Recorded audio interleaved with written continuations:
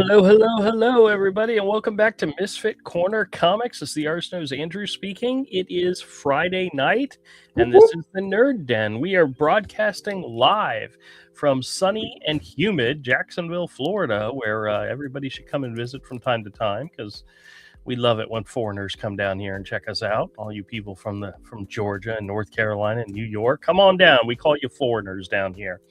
And joining me once again is my good buddy from the insanely crazy state of North Carolina, Todd. Hi. How the heck are you? Oh, by the way, Rich texted me. He sent you some emails and hasn't heard back from you. I know. I got to get back to him. All right, make sure you do because I told him I'd mention it. So we're good. It's been a lot lately. I know. It's on my. Let me. You know what? I'm actually gonna put it on my to-do list right now. Okay, please do. Please do. Yeah, I meant to do it today actually. Yeah, he said hi and had a great time with us at the show, which, guys, we haven't talked about this since we went on the show 3 weeks ago, but we had a fantastic Heroes Con. Other than one little hiccup, and that's having to stand in those damn lines to get our tickets, it was a fan-frickin-tastic show. And I had a great time. Todd, what about you? I had a blast. I thought it was one of the best shows in many years. Yeah. I don't know. Well, since it's just you and I, you want to talk about the show? I mean, or is there anything else you want to talk about? Or boobs? No, I don't know. It's weird. No, is that weird? No. No, it's not weird. It's totally great. No, I'll say, like, we can talk about the con. Like, well, I'll start it off. It's something that I've said a few times, and it's kind of weird. But we've been to Heroes Con many times. Sure. And every year it's the same place. Often the same people, sometimes sitting in the same spots. Right? Wasn't the first year we went, 94, wasn't it at the hotel and not? It wasn't it was a different spot, yeah. Yes, but in the general area, but I remember it being at the hotel. But I mean, just in general, over 40 years, 30 years, whatever we've done. Right. I'm setting this up. My setup is this. Considering that it's in the same location with mostly the same people in the same seats, you would expect it to always be the same show. And it's always good, but for some reason this year it just felt different, and it was very inspiring. Yeah, I had a great time. I was very inspired when we left. Matter of fact, I took a sketchbook with me when I went to the Lake of the Ozarks, and I actually did some sketching and doodling in there. So I actually disconnected from the world and did some drawing. Took some time to do some drawing, so it was fun. That's awesome, man. I don't think I would have wanted to do that had I not been to North Carolina the week before. Yeah. So, yeah, it was a good experience. I've definitely been kind of hyped and been working on a lot of stuff since then. But you know what really sucks is I was getting ready to ask you a question, and then I was thinking, because I'm always thinking, how would I answer the question I'm going to ask you? Mm-hmm. And I can't answer it. And the question was, of all the artists you met and got signatures from, who was the highlight? And I can't answer that because there were so many great ones. Yeah. I mean, I would basically, if you wanted me to name them, I would probably, if I had to pick two, it would have been Jose Garcia Lopez. Yep. Because he's amazing. Yep. And Walter Simonson. Well, see, I didn't get Walter and Simonson, Louise, but I got Ron Friends and Jim Starlin and Mark Bagley and June Brigham and Louise Simonson, and dude, I just had a ball. Bob McLeod. Yeah. Yeah. Now, let's talk about this for a quick second, because I know it gets brought up a lot when people talk about getting signatures, and that is artists charging for signatures. This is kind of a recent development within maybe the last 4 to 5 years. Yeah. Because there were times where you would go to a convention, you could walk up to any artist, say, "Hey, will you sign my book?" And they do it. And nobody even considered charging. Yeah. That wasn't a thing. And the sad part is neither you nor I actually got signatures on a regular basis back then when it was free. I know. Now that we have I can to have pay my whole for it. collection autographed. I can have my entire collection signed. Yeah, but nowadays you pay for it, and I'll be honest with you, 99% of the time I'm perfectly fine with it. Mhm. You know, because these guys, some of them, what's so funny is I was talking to somebody today about going to the convention and getting signatures, and I didn't stand in anybody's line. Every artist I went to, we walked up, maybe maybe second or third person in line, and that was it. There were no long lines except for you and Walter Simonson. If there was a long line, we skipped it, you know. But a lot of the artists we went to go see, we simply walked up, met them, got their signature, talked to them a little bit, and had a great time. But that's also and I don't mind paying those guys whatever they want, whether it's a donation to a to the what's the charity that they always do. Oh, it's like it's either the Legal Defense Fund or Legal Defense Fund. Yeah. Like June Brigham and Louise Simonson and Walt Simonson, it was a donation. Yeah.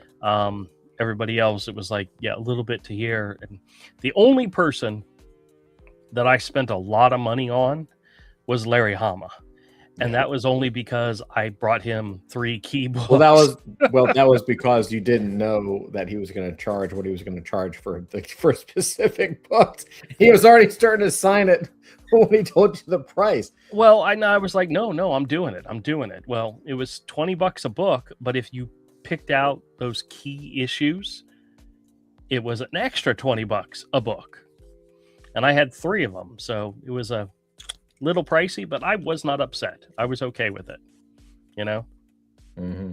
But there were other artists that would do it for nothing, or they would do it for $10, or they would do first one free, like Louise Simonson did first one free, but we still gave a donation anyway. And just there's a part of me that doesn't mind, and I think a lot of it has to do with the people that walk up to an artist and hand them a stack of books. Right. You know, it's kind of to discourage that, you know, to discourage the people that they're not there to get your signature. They're there to make an investment, you know. Another artist who was there that we did not actually go see was Nick DeGoga, or whatever his name is, the guy that is the main artist of Absolute Batman. Yeah. He had a long ass line the entire time. Well, his book is the only book that's selling. So, well, what's her name? The girl dude, whatever, that does Absolute Wonder Woman was there, and they had a pretty long line too. So, did you hear what their new book is that they're coming out? That they're working on next? Did you hear? No. Legion of Superheroes. They're relaunching Legion of Superheroes, and they're going to be doing the art on it, which, you know, I'll have to see it when it comes out. We'll see. Yeah. But I love what they do on Absolute Wonder Woman. So it's grown on me greatly. Mm-hmm. But another artist who had really, really long lines, who I never got a chance to get to because he left early on Sunday, was Scotty Young. I was rather surprised about that, but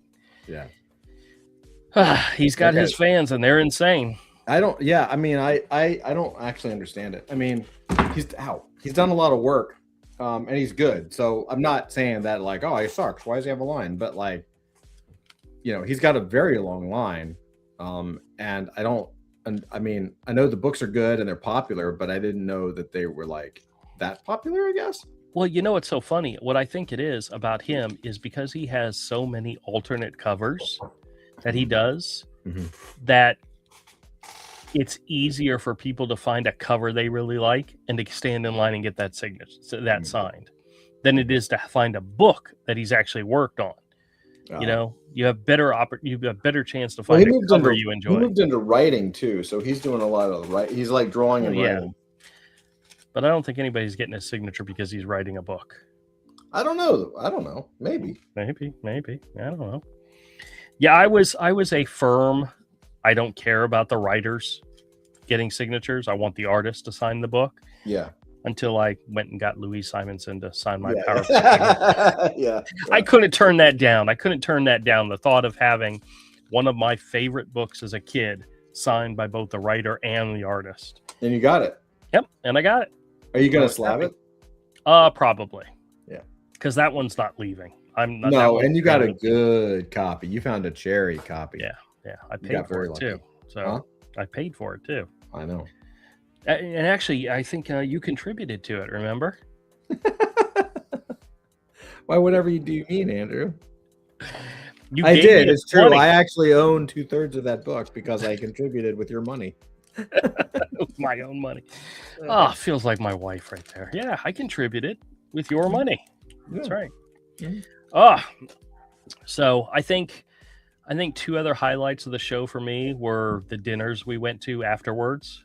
Friday and Saturday. We went out with my friend Jason Friday night, and then we went out with Rich on Saturday night. And those were highlights of getting to hang out with some friends and, having a good meal and just telling stories. And yeah, that was good too. Yeah. Yeah. What other highlights did you have? I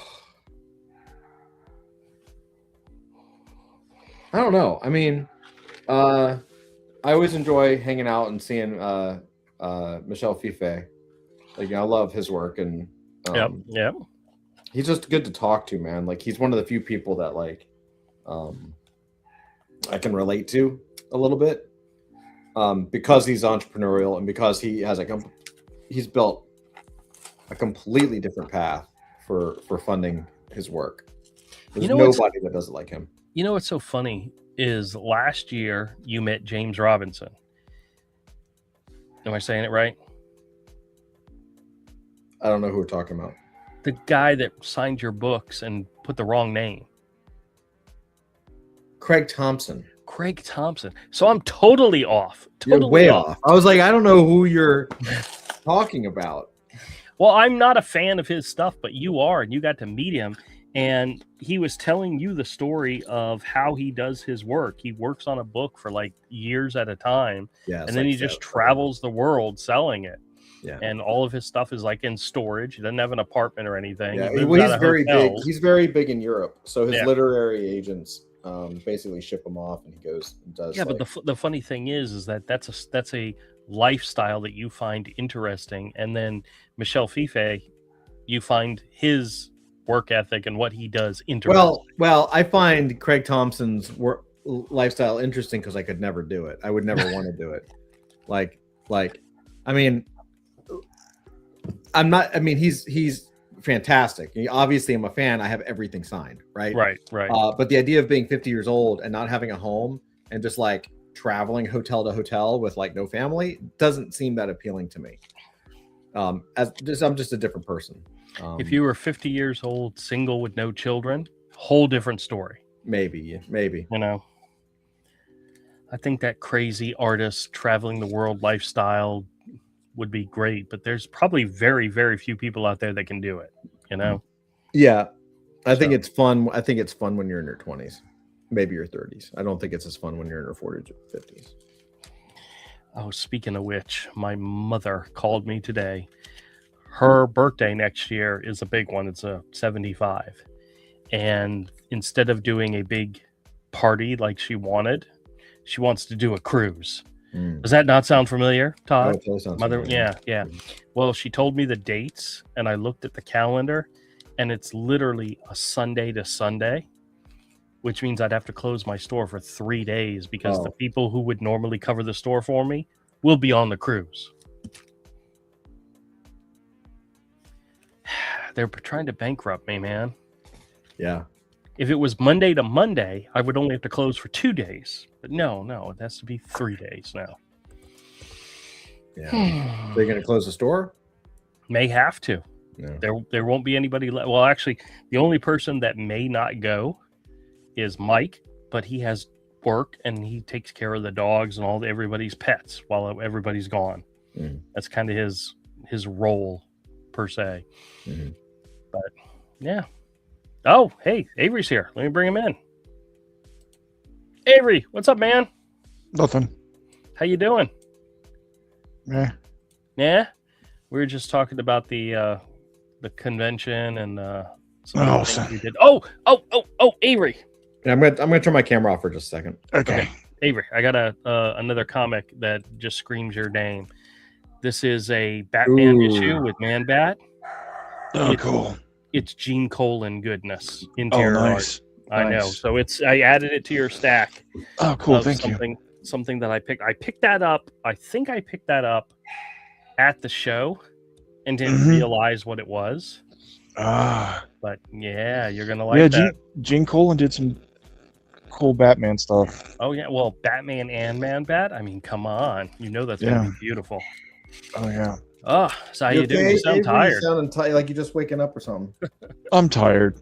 Yeah. My sleep pattern's been very terrible for a few weeks. Oh, that sucks. Yeah, it's just been bizarre. A lot of times I can't go to sleep till like 6, 7 in the morning. Oh, jeez. And then I'll wake up sometimes around 2 or 3. Today I woke up and then I fell back asleep just before I was supposed to cook dinner and didn't wake up to cook dinner till like 7. Oh. I'm very disorientated. Yeah, I had this sixth sense with I get these headaches. Like I used to get them a lot more, but I've been wearing these glasses when I look at screens, and it's helped a lot. But I don't know. Yesterday, my sixth sense was like, I'm gonna get a headache tomorrow, and then I woke up today and I was like, no, it's fine. I feel great. And then I don't know, man. Around noon, all of a sudden, I had a tiny my headaches come on really slow, and they get big, and they get blazing blazing headaches. And then the only way for them to go away is either I force myself to fall asleep until it's over, or very rarely I can actually go for a walk and it'll calm it down. But so I've just got a pounding headache. Huh. Now, when I used to get Have you had your blood pressure checked? Why? Where's the headache? Is it in the back of your head? Yeah. Blood pressure. You think it's blood pressure? Could be. Maybe. You could be a diabetic. I have a blood pressure thing. How does that relate to being a diabetic? It's all blood, man. It's all interconnected. Yeah. So, yeah, back when I had headaches, and I haven't had headaches in many, many, many, many years, the only thing that would help would be a nice hot shower and then nap. Lay down. That was it. No medicine really helped. Yeah, that's how it is with me. I can't, I take Advil or Tylenol or something, but it doesn't do anything. Yeah. Sucks getting old, doesn't it? I mean, whatever. The only thing worse than getting old is not getting old. That is true. So, Avery, we're talking about, it's not a done deal. It's not going to it's not set in stone. But Todd and I were fantasizing about having a table next year at Heroes Con. But we both agreed we've got to have books. We've got to have something to sell. We've got to have something to have. We can't just get a table and not do anything. And I don't know about you, but I think investing the money to get a table at a convention like that will motivate me to get stuff done, to have stuff to go. Okay. And I really, really, really have. One of the things I did while I was away is I bought a sketchbook for the lake, and I did some Crom stuff because there's a Crom book that I want to work on, and I had laid out like 10 or 12 pages, and I just never got around to sitting down and finishing it. And I was doing some character sketches and just tweaking the look of Crom to begin with. One of the main things that I'm changing about him, you know how Hero has the animal type legs? Well, Crom had the animal type legs too. But what I decided was that in this future world that Crom lives in, animals have evolved. And I'm more comfortable drawing the characters with regular humanoid legs. So I don't know. In my mind, it makes sense, and sometimes it helps. in drawing the characters in dynamic poses where you don't have to worry about the anatomy of an animal. And so it's one of those changes I that I'll thought be that was making. your favorite part.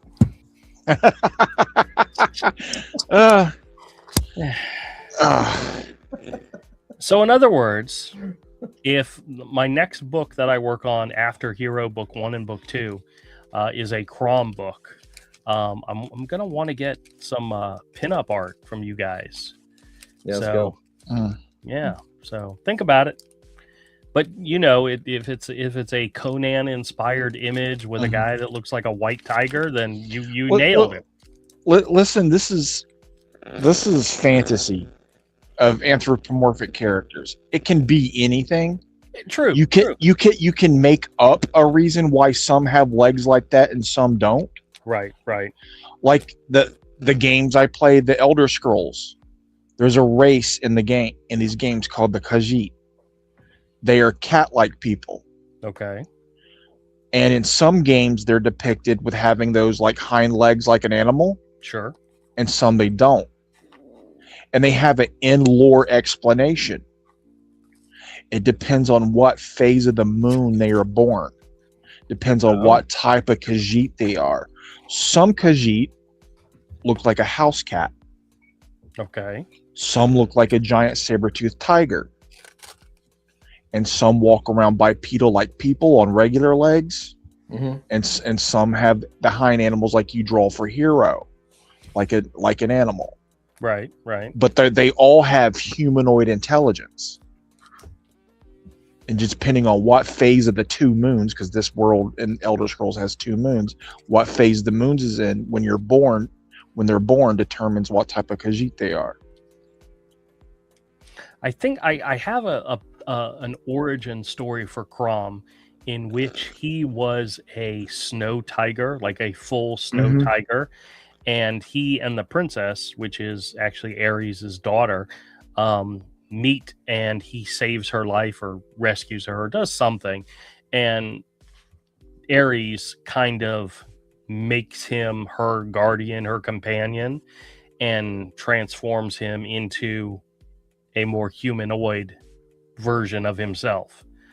And whether that story ever gets told, I don't know if it'll happen or not. I had originally planned to make that. But that could work, is why he doesn't have the hind legs like an animal. Right. So, just I am. You can make up all kinds of wacky rules. Oh, I know. So would Crom be a comic?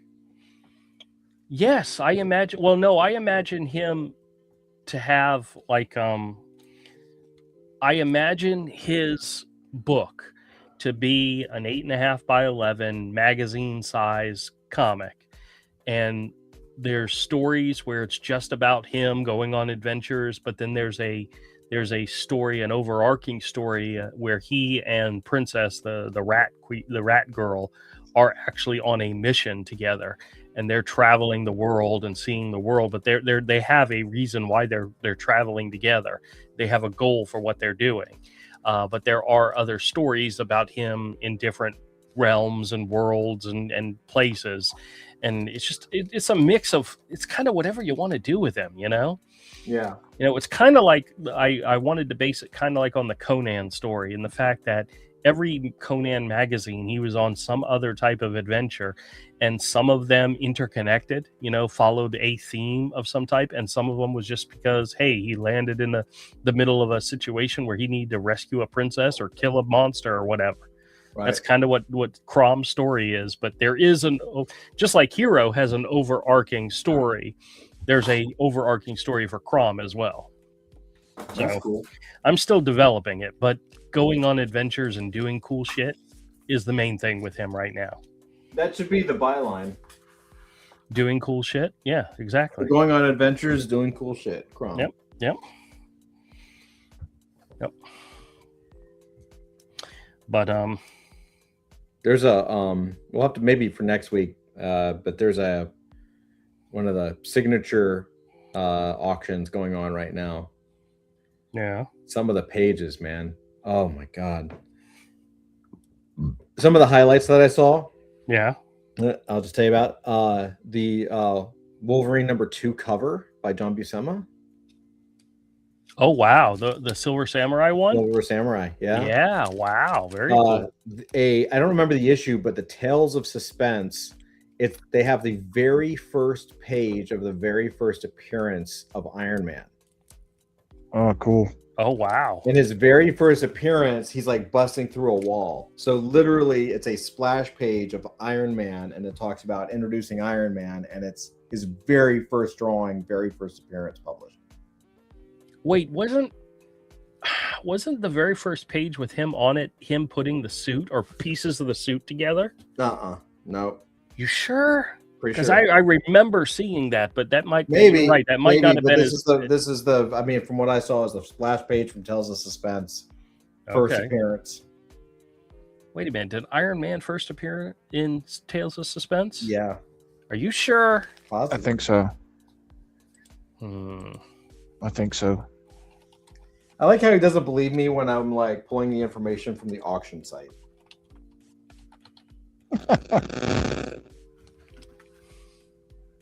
Tales of Suspense number 39. You got it. Okay. March 1963. God, he's only 10 years older than me. Yeah. Which Wow. is crazy, right? Yep. Yeah. And then there's the one that I was like, ooh, kind of drooling over. I mean, it's gonna go for a fortune. Is the Schuster's there's a issue of Superman, early issue, like issue 37 or something, and it's the layouts for the entire book. It's basically the original art for the entire issue. It's so good.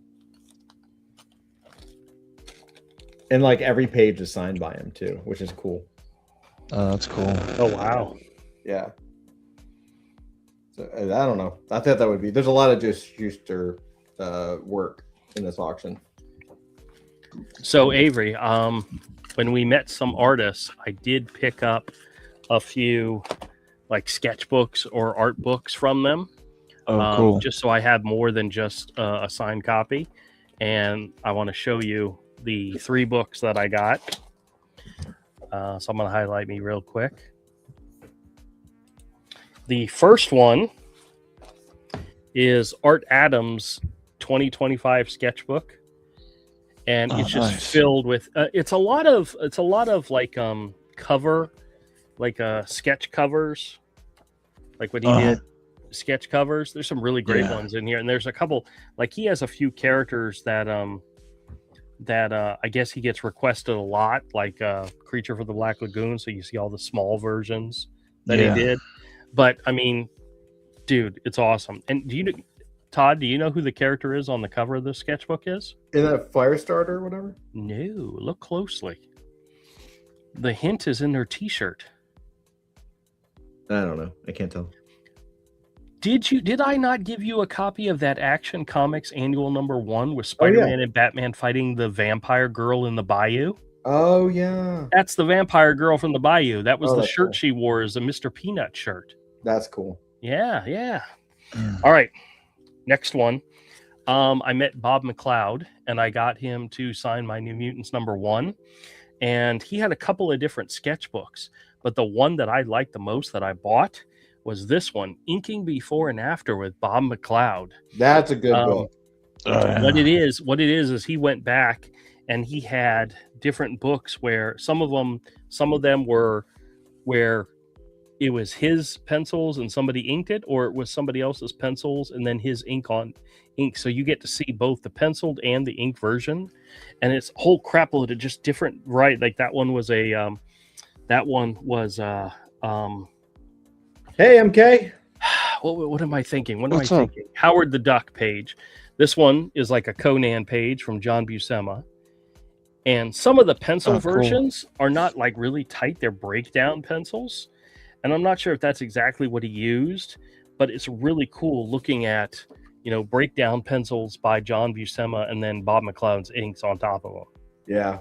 Well, what's interesting about that book is because I completely forgot, but he Bob McLeod was the inker finisher on Craven's Last Hunt with Mike Zeck. Oh, Yes. And what's crazy is he included in that book, which I've never seen before, he included Mike Zeck's breakdowns, basically the pages that he inked over. And I realized for the very first time what I like about Craven the Hunter, that series, is Bob McLeod, because Mike Zeck stuff is barely there, dude. Yeah, like this is the breakdowns for Mike Zeck's panels, and then this is the finished Bob McLeod inks. Yeah, it's pretty awesome. Look into it. It's so cool just studying this book and seeing, you know, some of the stuff he did. There's Star Wars pages in here. There's Detective Comics pages in here. There's actually, this one's actually a pretty famous cover by Ron Friends that he That's did. Great. His you know? That's like one of my favorite Ron Friends drawings, and it's all McLeod. Yep. There's a Spitfire page penciled by McFarlane and then inked by Bob McLeod. It's just cool. This is like a really great book to just it's really cool. And then the last book I got, which is the only thing I got signed, is one of Will Stout's sketchbooks. This is his fantastic women sketchbook, and this one was extremely inspiring. It's got some beautiful images, you know, women and dinosaurs and stuff like that.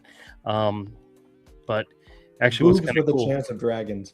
That's right. Well, what's so funny is the T-shirt or the cover image for the program guide for this year is actually this image right here with the chick, with the space chick. Yeah. Actually, I have the issue here.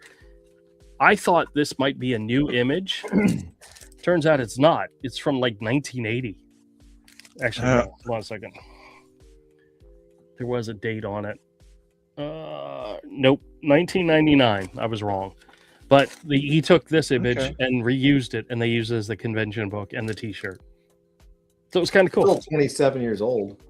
Well, the funny thing is Jason gave me his T-shirt with the convention image on it, and I kept thinking, maybe I should get Will Stout to sign it. But then again, I could never wear it because I'm not going to wear it because I'm not going to wash it if he signs I know. it. So. I feel the same way about my Michael Golden shirt. Yep. Like I have it, and I think I've worn it to a convention, but I got this book signed by him, so I was very happy. Cool. You know what's so sad is that Michael was a big fan as a kid of William Stout's Dinosaurs, and he had a couple of books where it's just mostly just nothing but dinosaurs. And I'm thinking to myself, I want a book for me, not for Michael. But he had some, dude, Avery, he had some of his original drawings on the table. Everything from a quick sketch to a full black and white illustration to a full watercolor page. Oh my god! I bet they're incredible. Oh, they were, and every single one was on. It's not the cardstock. What's that really, really thick paper that you turn? Illustration board. Illustration board.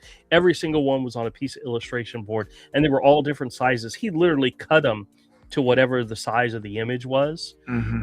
Dude, there was one that I saw that was just full color watercolor, and it was gorgeous. And then I saw the price; it was almost $4,000, and I'm like, where the hell is Todd when you need him? You know? Have you seen? I mean, also right next to that was Mark Schultz. Oh damn! Who we never saw at the show. No, I don't know where he was at. I went through his portfolio. Those Xenozoic pages, like Xenozoic Tales is one of those comics. Like I think I still have it. Like you look at the book and it's like it's gorgeous. Yeah. Obviously, but his originals, like I think he must be autistic. Like they're phenomenal. Like they're just perfect. I mean, I've never seen anything like it. Who else was sitting at that? It was it was Will Stout and the Pennies, Wendy and Richard Penny. And then around that corner was Mark Schultz and I forgot what his name is. Gianni. Yeah. The guy that did he did a lot of Hellboy stuff. Yeah. Dude, just tables filled with it was like one table full of like the fantasy art guys. Yeah, it was one of the book publishers had this huge section, and they were part of that. Yeah. Oh God, yeah. I mean, it got me thinking how much I need to save for a Schultz original, because that's kind of now on my list. Oh boy. Good luck with that one, my friend. Yeah. But we had a good time. I was going to show you. Oh, is this the stack? Yeah, put yourself up, pin yourself, and let's see. Yeah. Let me show you. Just show you some books that I got signed. My reader copy of G.I. Joe number 21. How much? How much for the? Was it for the signature for that? $40. Oof. Yeah, but I had a good copy that I got him to sign, as well as the copy, my really good copy of G.I. Joe number 1. So I had three books signed by him. I got, they're out of order here. Hold on a second. Yeah, here's my G.I. Joe number 1, signed by Larry Hama. Hold on a second. I went out. Okay, here we go. So I got both. Avery, this is how stupid I am, okay? I got Ron Friends to sign both my Thor 411 and 412, which were the first cameo and first full appearance of New Warriors, which is my favorite group. I didn't get New Warriors number 1 signed by Mark Bagley. I got Venom Lethal Protector number 1, Amazing Spider-Man 361, The First Carnage, and Ultimate Spider-Man number 1 signed by Bagley. And I'm thinking to myself, why the hell didn't I have New Warriors number 1 here? Which is hilarious, because it's one of your all-time favorite. It's one of my all-time favorite comics. Yeah, but that can be your power pack for next year. Yes. Who wrote New Warriors? I think Fabian Nicieza. Yeah. Well, this is my power pack number 1, signed by both June Brigham and Louise Simonson. This is a huge book in my collection, and I did not. Funny story. So I go up to June Brigham. I find her. I didn't know where she was, but I found her. And this was on, maybe it was Saturday. And I was talking to her about it, and I told her that I have a 9.6 graded copy of Power Pack number 1, and if I can't find a copy at the show, I'm going to crack it open to have her sign it. And she was like, "Oh no, don't do that. Leave that one alone. I'm sure you'll find a copy." And I found somebody who had 2 copies, and he wanted $10 a piece for them, and they were dog shit pieces of crap reader copies. And I'm like, no, I'd rather crack open my book and have her sign it. Well, then I found another guy who had this cherry mint, really good copy, but he wanted $30 for it, which is what it guides for right now, $30. And I asked him, I said, "Hey, if I give you cash, you do anything?" He's like, "No, not unless you spend like more than $100. I'm like, "All right, well, give it." And that's what Todd said. Here's 20 to go towards it, Drew. This is the 20 you handed me earlier. Here, there you go. Yeah, I let him borrow $20, and he gave back to me so I could buy this book.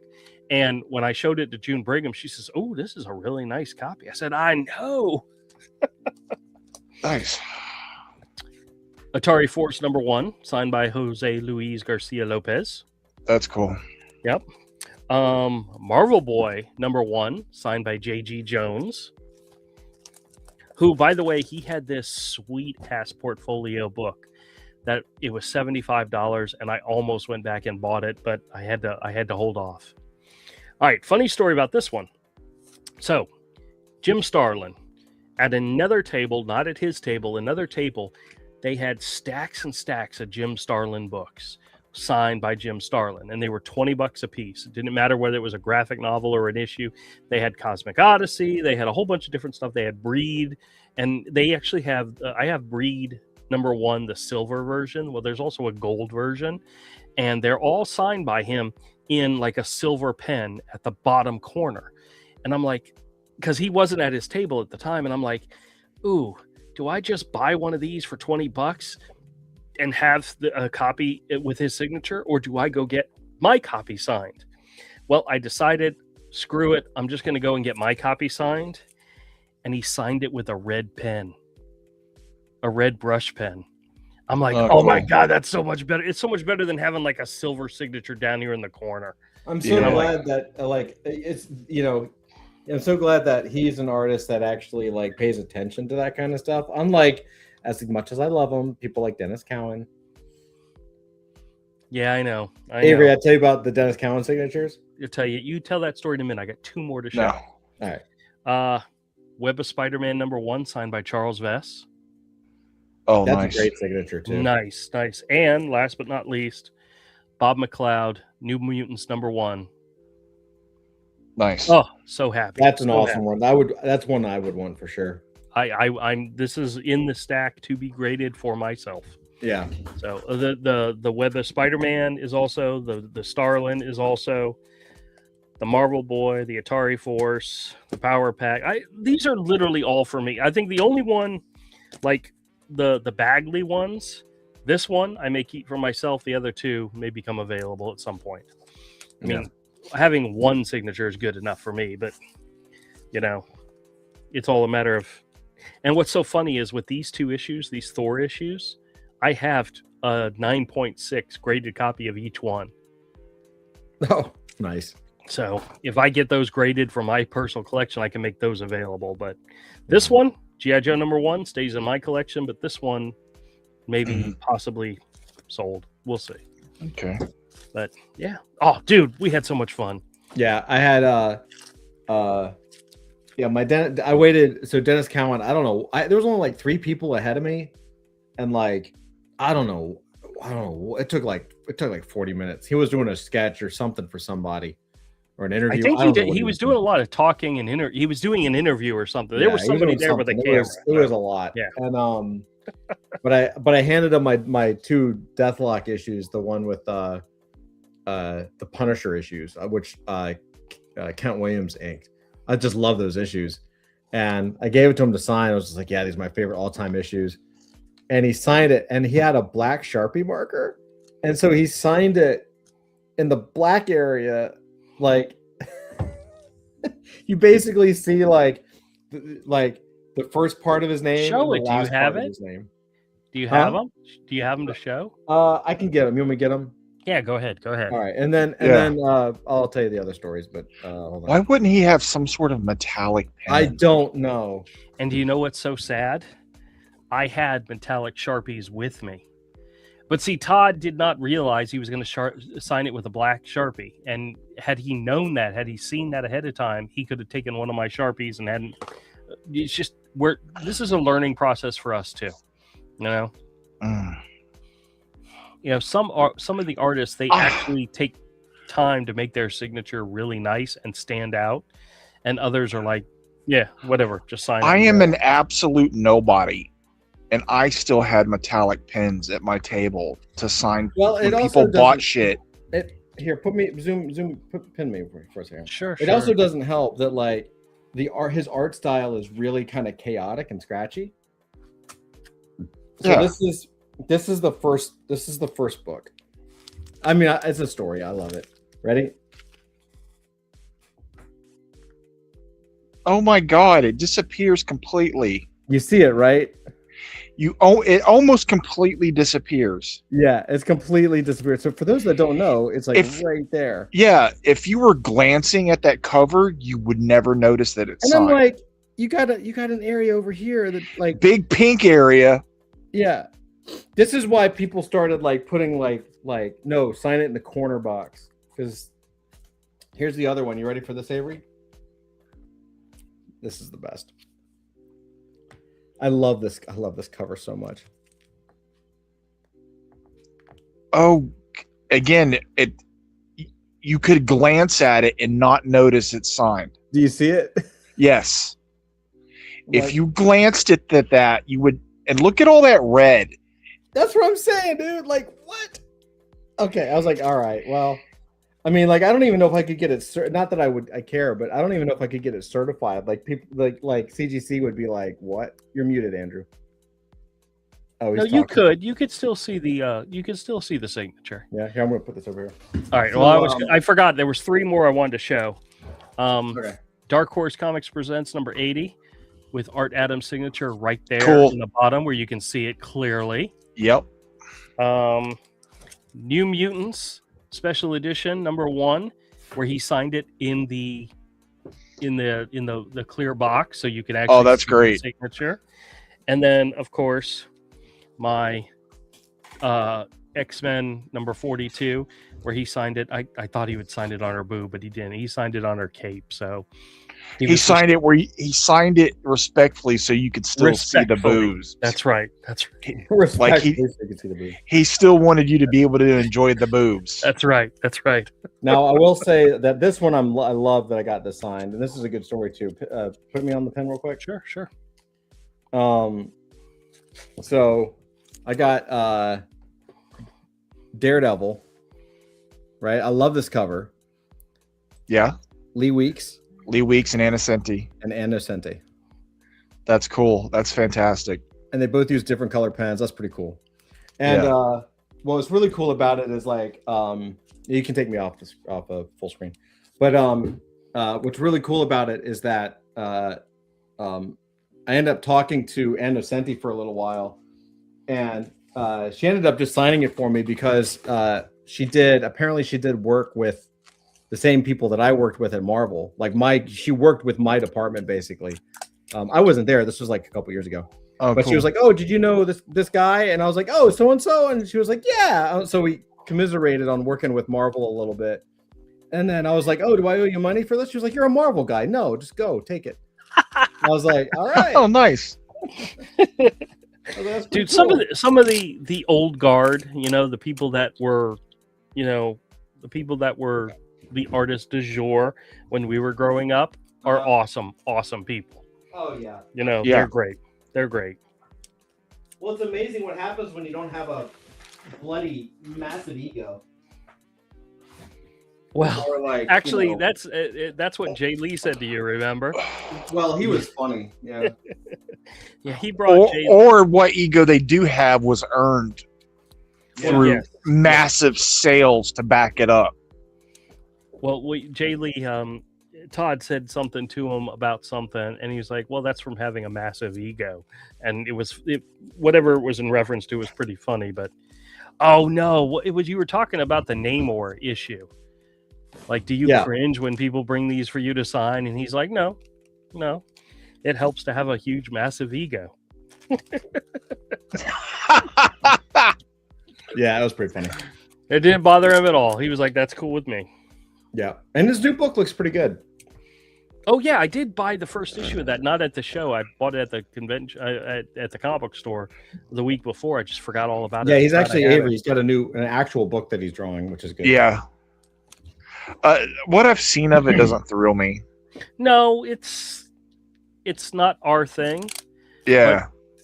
It's still gorgeous nonetheless. I miss the chaos of his older stuff. Me too.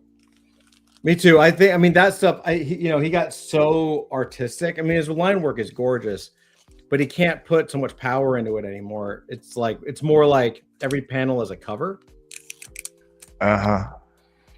Dude, I remember that G.I. Joe Transformers that he did the art for.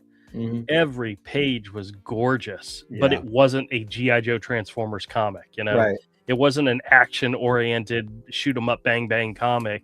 But every page was gorgeous. He kind of did the same thing with the Dark Tower. Every page was gorgeous. Yeah. But there wasn't a lot of action in it because he doesn't really do action anymore. So I like the insanity of like that Image stuff he did. Oh yeah. The Wildcats trilogy where every panel was like just action and everything. Yeah, of course. Yeah, and it's all just crazy looking. Yeah. Yeah, that was the 90s, man. That was the 90s. Well, it was also, he was doing like 5 pages a day or something. Yeah. So he just didn't have time, which was great because it just had a lot of life to the pages. Yeah. Well, Avery, if next year we get a table, I'm not saying you got to go and sit at a table, but would you like to come and just hang out? No. And go to the show? You sure? No, absolutely not. Avery doesn't leave his house. Dude, your wife would be perfectly fine if Avery stayed with the house and entertained the girls. No. He would just play. Well, he would just play PlayStation with the girls all day. They should. No, wait a minute. Don't they have a Switch or something? Yeah, they have that too. Yeah. He would just be like, "Hey, have you heard of Resident Evil Requiem?" Oh my God, your kids would be terrified. Let me help you. Silent Hill. Let me show you how to pick out a horse in Red Dead Redemption. You know? Yeah. Oh gosh, that game. That's why I'm not buying Grand Theft Auto 6. Oh yeah. It's because they did Red Dead so dirty. I don't understand. They stopped supporting Red Dead Online and stopped updating it like a couple years ago now. Mm-hmm. So it never reached its full potential. And in my opinion, it's a better game than Grand Theft Auto. The story campaign, the single player mode is one of the absolute best video games you will ever play. Yeah, I heard about that. It's insanely good. The story is incredible. It's as good as any Western you've ever seen. I feel that way about the I watched the I've been watching the James Bond playthrough. Oh, okay. Fantastic. Like I watched the entire playthrough. It's like 12 hours or whatever. But it was like probably the best James Bond movie I had ever seen. Like at least in the last decade. Like just the story, just how it moved, just what happened. Yeah. I was like, this is fantastic. Like it was really good, and it completely converted me because when I saw the characters and the actors, I was like, why are they? This guy is like a young guy, and I was like, this guy's not James Bond. Like this is stupid. Like I'm gonna hate this. But it completely grew on me, and I think not only do they need to make a James Bond game, sequel, but those actors need to be in the next James Bond movie. Like he earned his place. Oh, wow. He's absolutely dope. He should be the next James Bond. Well, if they did a origin movie, I'd be okay with that. Well, it was like an origin, but it's like a modern origin. Right. Yeah. You got to reset the timeline every so often, because yeah. The one movie franchise that did that, and I really enjoyed the way they did it, was the Star Trek. When they did the 3 Star Trek movies, I like those. Connected it to the past, to the old movies, and to the old characters, and how they were able to. Yeah, I like those. I didn't mind those at all. I really liked them. Nope. I thought they did a good job with that. Yeah. Now, if they could just do that with Star Wars. Oh God, Star Wars is so broken. I don't think they have time travel in Star Wars, do they? I don't think there's ever been a story with time travel in it. I mean, I don't know. I think there has been in a spiritual way. Really? Okay. But not actual time travel. I don't know. Well, black holes, like Star Trek did it with black holes. That's all. That's technically that's a possibility. Don't talk about Uhura that way. Well, you know what? If they wanted to make new Star Wars that could get me back into it, is just start with the Old Republic. Yeah, but they're gonna wokeify parts of it, and it's gonna piss you off, and you're never gonna. Yeah. If they wanted to do it right, is what I mean. Is just start with the Old Republic and tell those stories, because normies don't know them. They could use the source material they already have. People would eat it up. They won't, but it was one of the things that really disappointed me with. Remember when Disney and Pixar did that Lightyear movie, and one of the things that they did at the very beginning of the movie is they said, like something around the line of, back in 1986 or 1985, a little kid named Andy went and saw a Buzz Lightyear movie, and it made him fall in love with the character, the toy Buzz Lightyear. And then they said, this is the movie. There is no way that movie, with the themes that it had in it, was made back in 1985. That's Yeah. not the movie he would have saw back in 1985. You know, it's No, that's- no, It it would cool would. if they had like the graphics to match. They wish. You know, Yeah. watch the first Shrek movie. You're like, oh my god, this animation is horrible. Yeah. Oh, it's bad. But you know, But it was. We thought it was amazing at the time. at the time, well, yeah, but that had a lot more to do with the songs, the voice acting. You know, there was more to that movie Yeah. than just the animation. You know, Yeah. so MK, read what MK got the message, Andrew. You should read it. all right, hold on a second. Let me see if I can read it. I'm gonna increase the size of my screen. He says, "For now, just get your KOTR fix with the fan pick. Oh yeah. They're Escape from Terrace. Yeah, there is a Knights of the Old Republic, some fanfics being done with AI and stuff online that's pretty good. I mean, AI filming and animation is now to the point where you absolutely can create a full film. Now you've seen those comedy bits with General Grievous going to the pawn Wait, he said store. no AI. He said Escape from Oh. Paris is no AI. Oh, no AI. Oh, cool. Well, even better. I've seen some AI stuff where they're taking directly the KOTOR game story and telling that, and some of it's not too bad for what it is, you know. No, but you guys have seen the ones where it's Obi-Wan and General Grievous going to the pawn store to pawn lightsabers. No. Oh, damn, dude! It's a Escape from Terrace is a 2-hour movie. Oh, cool. It's like a Oh, full wow. thing. I'm gonna have to check that out. That's He awesome. says Studio 70 at the King's Academy. It's not terrible. I need to check it out. Okay. Yeah. No, but the things I were talking about was AI clips type thing where General Grievous is going to like one of the pawn Yeah. stars, and it's funny. It's funny, Mhm. but not well. Yeah. So speaking of AI videos, Todd, when's your next video coming out? Oh, I just sit around like eating potato chips and watching TV all day, so I haven't really had time to, do anything. Yeah. Same. No, no, I've been actually working my ass off. So the app, the way that I'm building this is that I'm building the episode with the app, and that there were a couple of like slight changes because like when Fable came out, like the way Anthropic kind of set it up, they were like, okay, well, we're gonna give it to everybody for like just a few days, and then we're gonna cut it off. So I basically dropped everything to kind of work on that, and then the U.S. government stopped it, and so then I went back and started working again.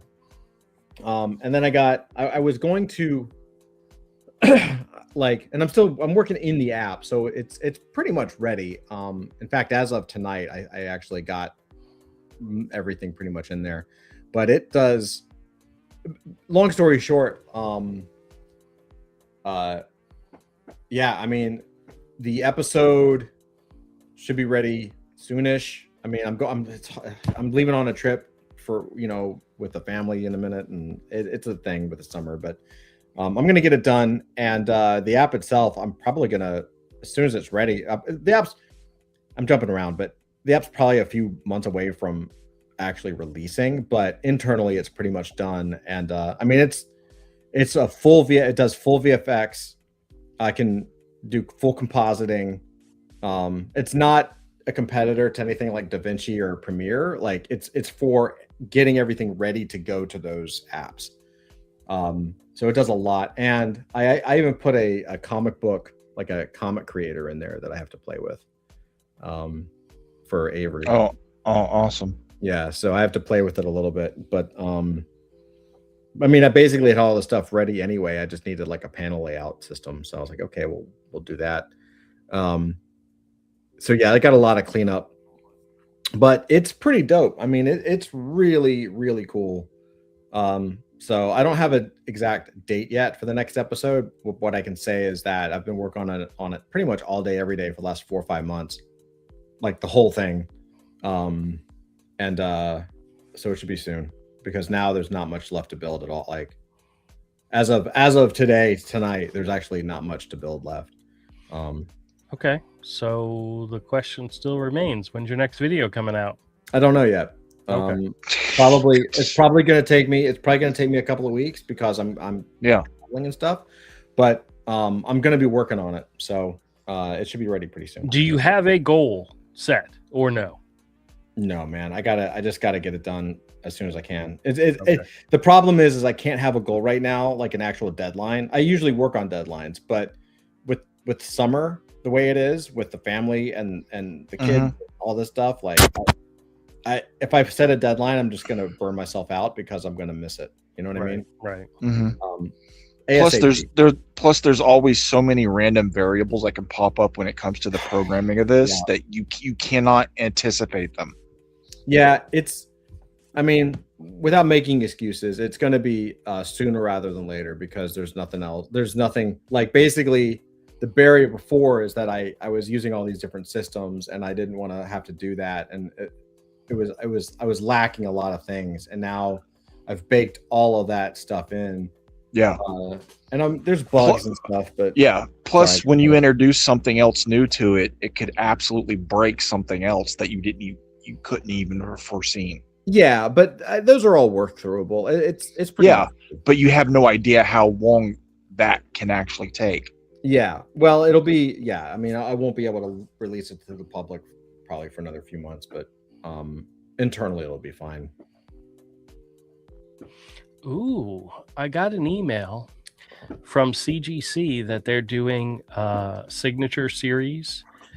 You know how they every now and then they'll get an artist or writer to come in, and they'll take submissions, and you can have it witnessed, and they'll sign it, and then they'll grade it for you and send you back your book. Yeah. The artists that they're setting up right now: Garth Ennis, Mark Silvestri, and Kerry Gamble. Oh, that's awesome. That could be Mark very Silvestri. Cool. I would want the issues of Uncanny X-Men and Inferno signed by Mark Silvestri. Yeah. Like it's as mint as possible and graded. Now wait, when they do the signature series, they're not actually opening the door for signatures, right? No, what it is they bring the artists in to the CGC offices, and they take submissions that are paid to get their signatures, and they actually oversee them signing the book, and then they grade that's them. awesome. So I could send them like a non-signed book.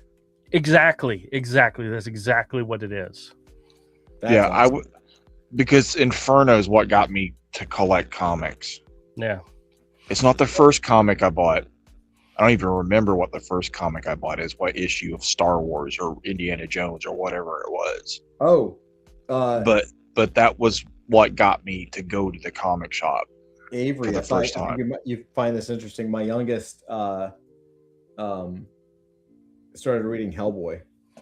Yeah, that's awesome. I was like, now if it scares you, it's okay. Like, just a book. We can close it. You know. See, each one has like like a set amount. You can send them any issues, but they'll charge you per issue. They'll have the artist sign it, and then they grade it and send it back to you. So it's an in-house thing. So yeah, and I was just looking through the Kerry list. Gamble, Silvestri, and Ennis. See, these were just recently added. See, like for Ennis, it's any submission received by September 4th. Silvestri is by September 4th, and Kerry Gamble is by August 14th. So if you had something you wanted to have them sign, you would pay the fee and send it in, and that would happen. They have a list of private signings that have already been set up. Let me see. Mike Mayhew on July 10th, Roy Thomas on July 10th, Gene Thomas, Brett Bean, Joe Jesco, Jorge Jimenez, Matt Fraction, and Kelly Sue DeConnick. Oh, Simon Bisley is there doing it on July 11th. Ooh, Bisley. I wonder.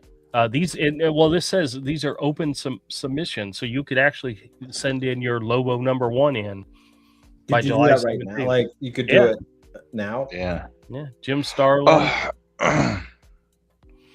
Let's see, Rachel and Terry Dodson, Dan Slott, Jim Lee, Jeff Loeb, Scott Williams, and Alex Sinclair. That's funny. That's the team behind Hush. So they're expecting like hundreds and hundreds of copies. Yeah. Who else is in here? Janice Chang, Bill Morrison. Let's see, Raphael Albuquerque, of course, because he's got the new Absolute Green Arrow. Ooh, September 4th, Frank Miller and Klaus Janson.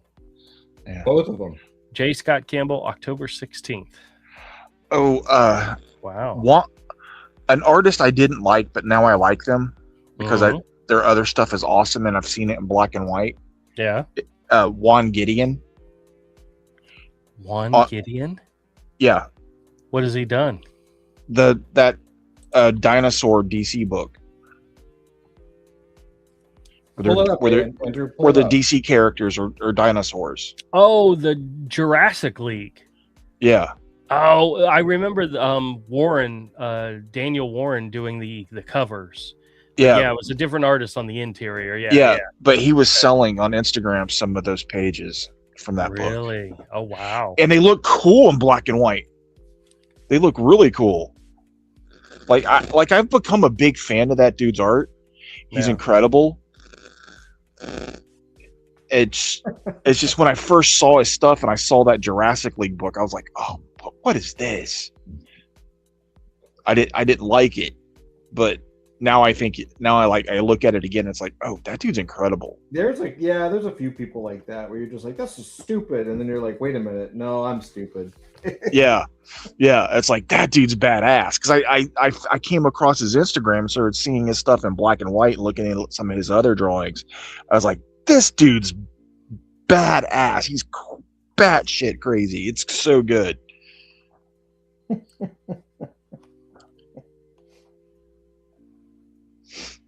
Yeah, he was posted on Instagram that some of those pages were for sale, and it's like, oh man, they're so dope. That's and awesome. Like seeing like he's showing video of like this 2-page spread that I was like, oh my god, that looks so good. All right, listen to this. The Simon Bisley signing event. The fee for Simon Bisley is $85 per item and includes Simon Bisley's signature, estimated turnaround time of 6 weeks after the CGC grading, estimated turnaround time 8 weeks for CGC grading and CGC pressing, and additional fees applies, encapsulating with your iconic yellow seed. Okay, so it's pretty much just that. You get a signature, but it's $85 to do the signing and grading.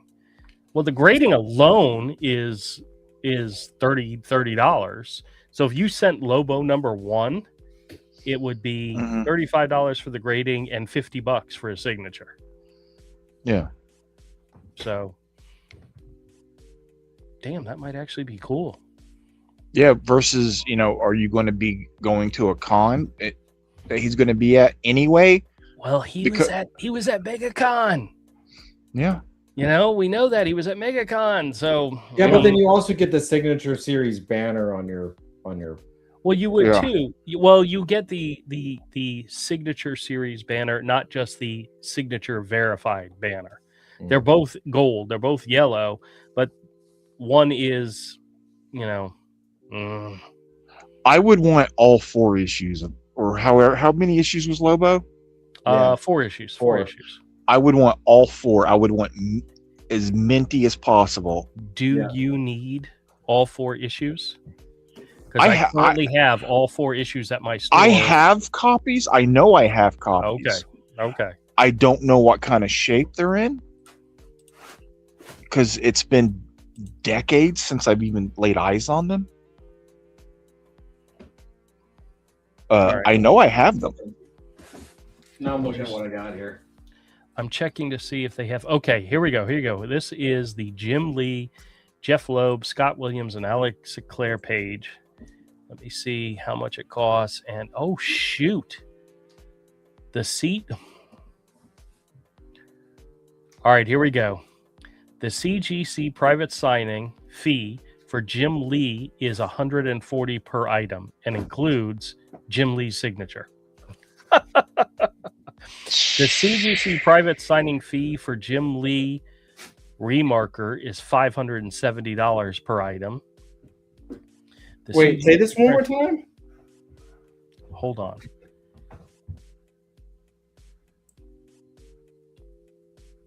$140 to get it signed. $500 for a remark. $100 for Jeff Loeb. $90 for Scott Williams, and $80 for Alex Sinclair. So right, if you so had paying like $500 to get Hush #1 signed, basically. By all four of them, yeah. It's each one individually. Does it have a? Let's see. There's the Jim Lee Jeff Loeb duo, which is $180. To get Jim Lee, Scott Williams, Alex Sinclair trio, it's $190. To get all four of them to sign, it's $230 per book. Jesus. Well, the only one they're on together is Hush #1, right? Well, the Hush series. Oh, right? wow. A CGC private signing fee for Jim Lee inked side profile sketch with Alex Sinclair color is $1,285. So if you sent in a blank sketch cover, Jim Lee would draw a side view of a character and Alex Sinclair would color it for $1,200. That's ridiculous. Good Lord. Good Lord. But you can get it done. That's what this is all about. I guess. $230 for all four of their signatures. Wow. But again, they're trying to, I see what they're trying. I mean, yeah, they're making money, but it's really about like capping the number of Hush #1s that are going to come through. Yeah, but Jim Lee and Scott Williams, $170. Right. Well, that's like what your X-Men #1, you know, book, right? yeah. Or, I mean, I know Batman, whatever, but every X-Men book. Yeah, these kind of things are meant for whales. Yeah. Oh, yes. Wow.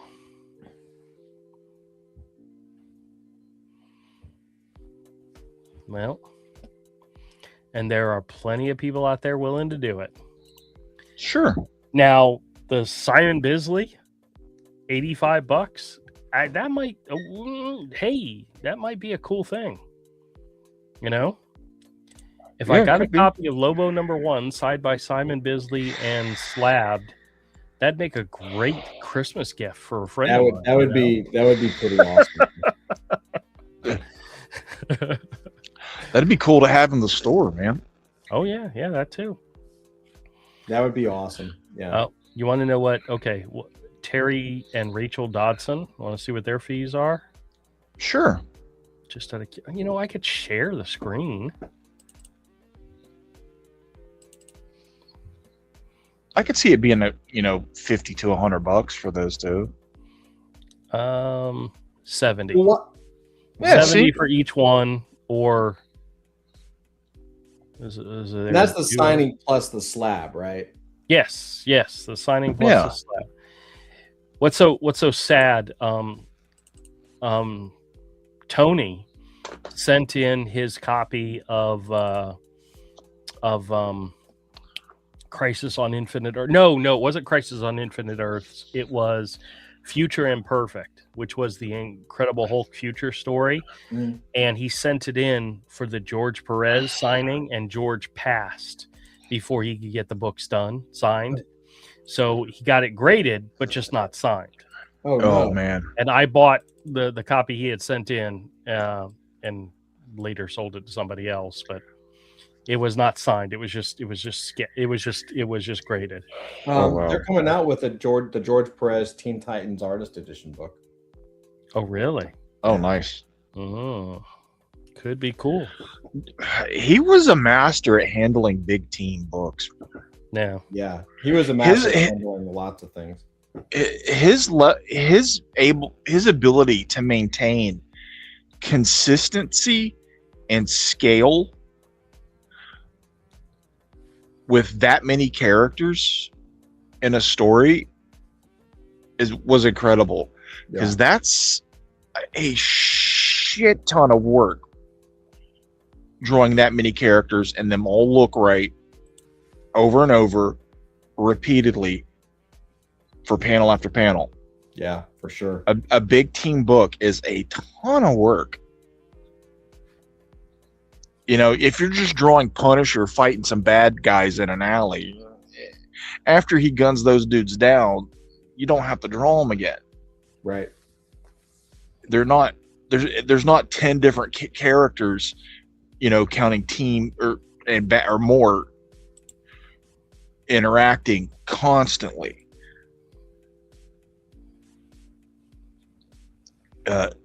And George Perez handled that better than probably anybody else ever. That's true. It's impressive. I know. I really wish I had never gotten rid of my Hulk page that I had that he drew. Oh wow! Wow.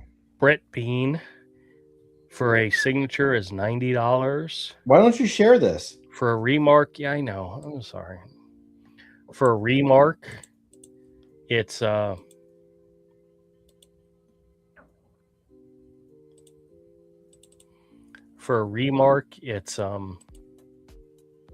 which is just a small sketch, it's $270, or to do a blank sketch cover, it's $435. Good. Who's God. Brett Bean? The guy that did Dork. Oh, the guy that you hate. Yeah. Big time. $435 for that. I'd charge that kind of money if I could for something like that. I wouldn't hesitate.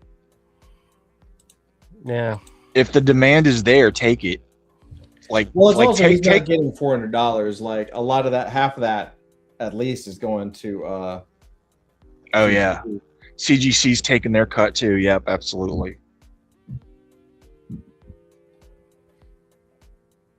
But if the demand for your work,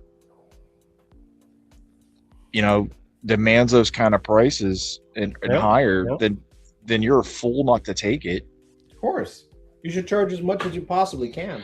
Absolutely. I mean, you know, we can squawk about Jim Lee charging whatever, you know, he's charging, but he's also freaking Jim Lee. You know what I mean? Like, yeah.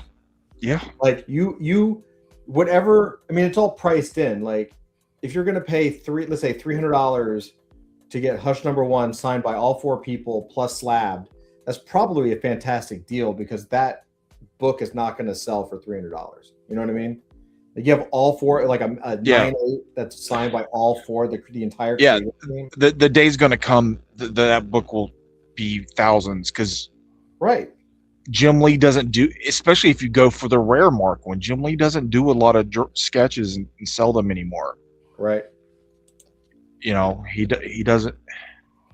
All right, you're eventually going to get that money back. Right. 40th anniversary of The Dark Knight Returns. Private signing with Frank Miller and Klaus Janson. Oh. Amazing. Yeah. For just Frank, it's $160. For Klaus, it's $100. For both of them, it's $200. Dude, you did not pay $200 to get Frank Miller to sign your absolute, your artist edition of Batman Dark Knight Returns, did you? No. Well, but this is graded, so it's different, right? Yeah. Well, yeah, but I mean, that would be amazing. You know what yeah. I mean? Hey, if you're a whale who doesn't want to go to a con and stand in line, this is what you do. Frank Miller remark is $320. Head Hard- sketch is almost $1,100. Full figure sketch is almost $3,000. If I had the cash, I would buy minty copies of the original issues and send them in and do that. They recently just did facsimile copies. I would want the original ones. You'd want the original, of course, but how many people are sending in the facsimiles to get it? Well, I wonder if that was probably a lot. That was probably. I wonder, because I can tell you, having worked at Marvel and all that shit, like a lot of those books that came out were not like editorial decisions; it was licensing decisions.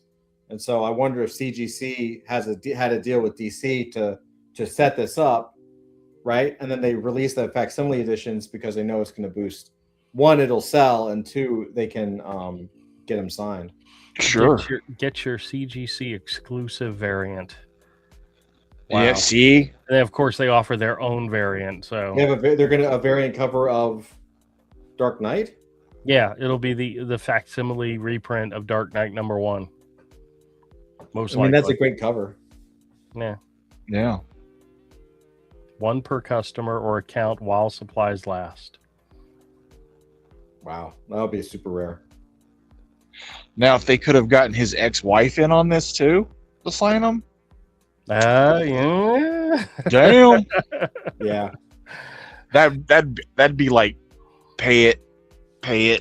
If you could get Lynn Varley. Well, I don't even have those issues. I don't have a single one of the actual issues.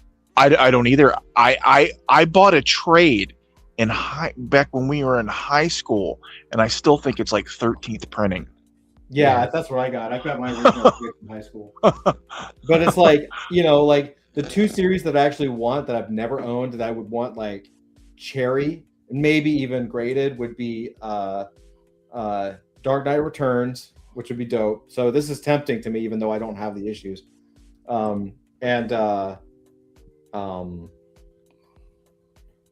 Death in the Family with those Magnolia covers. Year one would be dope too. Oh yeah, year one would be sick too. Yeah. Yeah. Dang. God. See, that makes me want to collect again. Like, you mean you have an opportunity to get everyone, these books signed and graded right there? Like, what's cool. so funny? But then what are you going to get? How would you get the books? You'd have to go to eBay, and those things probably look like shit. So. Oh, it's gonna cost you, because you're going to be looking for minty copies. Oh, hold on a second. I missed this part. How much is the exclusive CGC cover, Andrew? It says Dark Knight Returns 40th anniversary private signing event. Frank Miller, Klaus Janson, free CGC variant with every submission. So they're giving them away. It doesn't mean it's signed. It doesn't mean it's graded, but you get this copy with every submission you make. Well, that's awesome. You know what's so funny is we really should look. It's just printing money. Yeah, we should really look at how many Dark Knight Returns #1 first prints signed there are prior to this event, and then how many there are after this event. Yeah. Yeah. Andrew, will you send me this link? Like email it to me or something, or just send it to me somehow, maybe privately or whatever, because I want to look at this later. I'll put it in the private chat.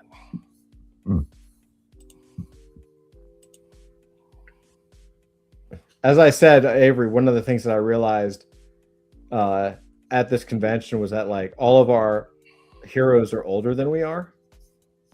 I just stuck it in the regular chat. Anybody can check That's it good. out. It's not a secret or anything. No, it's fine. Which is great, but it also kind of means like, I mean, we're in our 50s and they're in their 60s, 70s plus. You know what I mean? Yeah. And I'm like, oh God, okay. If you had a copy of Dark Knight Returns #1, you got Frank Miller and Klaus Janson, and had it graded, it would cost you $200. Wow. Yeah, but you're not going to sell that for anything less than $1,000. Well, so next week we're going to take a look at the creator list for the First Coast Comic Con, which is coming to Jacksonville next Saturday. Okay. Amanda Connor, Jimmy Palmiotti, Greg Land, Pat Broderick. Those are pretty much the ones that you guys would recognize. Adam Hughes is listed on the canceled list. Dean Haspiel. Yeah, cancer treatment does that. Yeah, it does. But now, just to turn this back a little bit, just look, because I'm looking at this. This is really smart of CGC because they do. So you get a free comic, you get that free exclusive CGC variant, right? With every order. So you're going to get one. And then on top of that, you have the option of getting that CGC exclusive variant signed and graded. Right. So that's the rare book.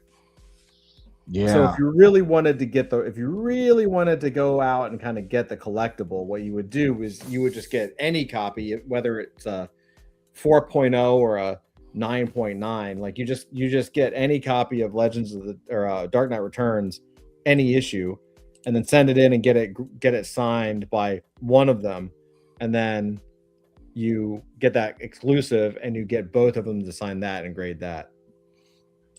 Oh yeah. Because that'll be like a 9.6 to a 9.8, and both of them are signing it. So it's only like through this one time, and there's probably going to be a couple thousand of them, maybe. No. Yeah. That's the collectible. I would still want the book I sent in, a really minty Dark Knight Returns #1. Oh yeah, I want all. Don't get me wrong, I want all four. oh, absolutely. Just as mint as possible.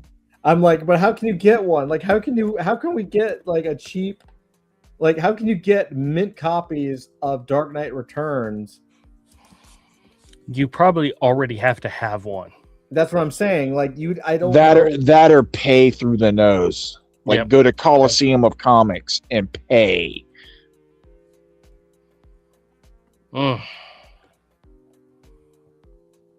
Like, it's gonna cost you. Mark Silvestri, $90 per item for signature and grading. That's not too damn bad. I mean, if Bisley is 85 and Silvestri is 90,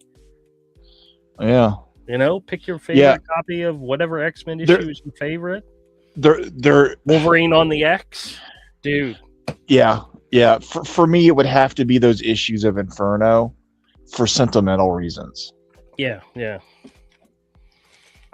All right, well, guys, it's 10 o'clock, and I got to go pee. So we're going to wrap up. Yay, pee. It's 10 o'clock, and I have to urinate. And I have to go to the bathroom. This is all day. And I got a MK, if you're still out there, man, I hope you have a happy 4th. Yeah. Be safe out there and don't do anything crazy like Todd would do. Yeah, like hookers and blow. Yeah. And stay on. I want to tell you something afterwards. There's going to be, we're going to put out a video soon. I'm not sure exactly when we're going to get to do it, but Todd and I are going to do a full recap of our Heroes Con adventure and share all the stories with you guys. It might be a 2-part video, but it will be coming soon. Yay. Sex and drugs. Yeah. I'm an out of control teen. That's the most calm. Yeah. It's not like you ever ended up on an episode of Jenny Jones and took a stripper to prom. Oh wait, you did both those. Yeah, I don't know what you're talking about. At least he never knocked up his 17-year-old girlfriend. So yeah, true. She was 18 when she was 18 when the baby was born. She wasn't 18 when the baby was conceived. Oh, we're talking about you. Oh yeah. Who else? What? Dumbass. All right, guys. MK, have a good one. Be safe. Everybody else Happy out there. Happy 4th, MK. Happy 4th, everybody. Absolutely. We'll see you all next time. Thanks. By the way, wait. Last thing. I saw One last thing, and this is I already hit the button. you did? Keep No. going. Really quick. The Cato Institute. I'm not no politics. I'm just saying, Cato Institute did a survey, and apparently Gen Z, almost 70% do not know why we're celebrating the 4th of July. Over 18, 70% of people, like from 18 to like 40, basically, or 18 to 30, don't know what the 4th of July is about.